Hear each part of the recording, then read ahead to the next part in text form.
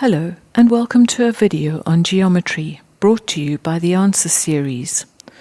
In this video, we will continue looking at proportionality. Example number 1. I want you to pause the video. I want you to try this example and then we will do it together.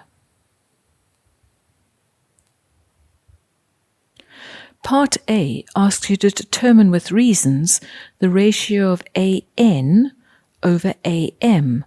So what I'm going to do is I'm going to work in triangle AMB. I have a parallel line.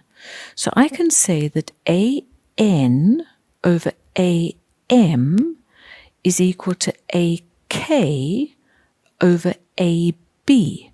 And I can say that because of the proportion theorem with NK parallel to MB. They told me that the ratio of AK to KB is 3:2. So that means the ratio of AK to AB is going to be 3:5, which means that the ratio of AN to AM is also going to be 3:5. In number B, they've asked you for the ratio of CL to LK. So if I have a look, CL and LK are there. I notice that they're in triangle CKN. So that's the triangle I'm going to work in. I'm going to let AM be equal to 10x and MC be equal to 23x, because they told me that the ratio of AM to MC is 10:23. So there's my 10:23. But in 1a, I worked out that AN is 3/5 of AM.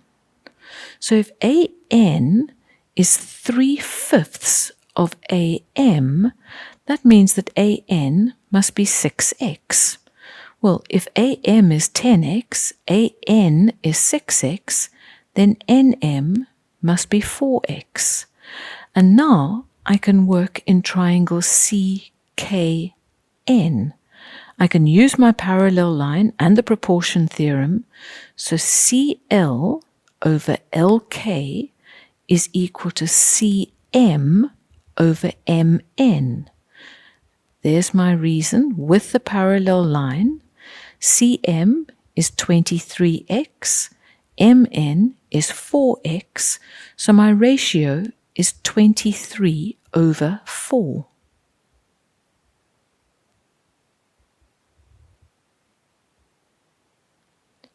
Example number 2. I want you to pause the video again, and I want you to try this one yourself, and then we will do it together. In this question, they have told you that AF is a tangent to the circle. Now, they haven't drawn in the circle. If I were you, I would draw in a very faint circle so that you know that you can use it. Angle F1 is an angle between a tangent and a chord.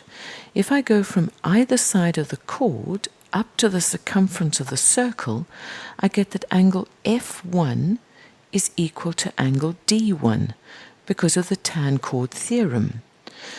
But they told me that angle D1 and angle B are equal, which means therefore angle F1 is equal to angle B. Angle F1 and angle B are corresponding angles. Because they're equal, the lines are parallel. And notice my reason, corresponding angles equal.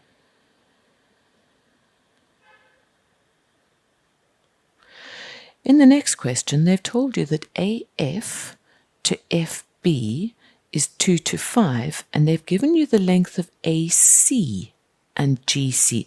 Now just be very careful, AC is the entire line. So what I can do is I can get the length of AG by subtracting the 2. I have this parallel line, so I may use my ratio and proportion theorem. AG over GC is equal to AF over FB because of the proportion theorem with my parallel lines. substitute in what you have, cross-multiply, and solve, and you get that x is equal to 31.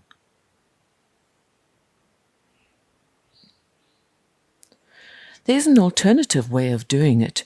You could work with the fact that the whole line AB to FB is 7 to 5, in which case then you can say that the whole line AC to GC is equal to the whole line AB to FB. And then you can use what they've given you. You don't need to work out AG at all. Solve in exactly the same way, and you get the same answer.